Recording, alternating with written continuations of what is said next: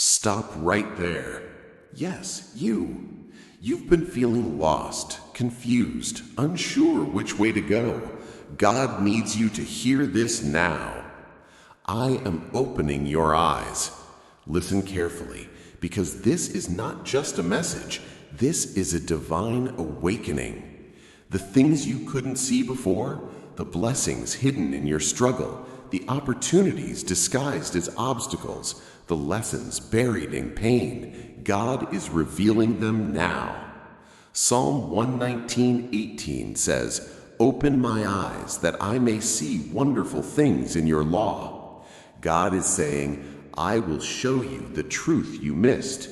I will guide your steps where you thought you were stuck. I will illuminate the path I planned for you.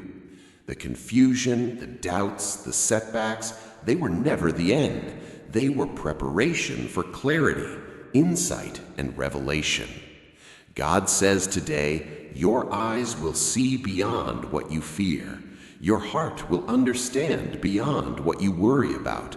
Your life will move forward in my timing. So pause, take a breath, and trust that what was hidden is now being revealed. If this message touched your heart, follow for more and share this with someone who needs their eyes open today. Jesus message for you, SMS for you.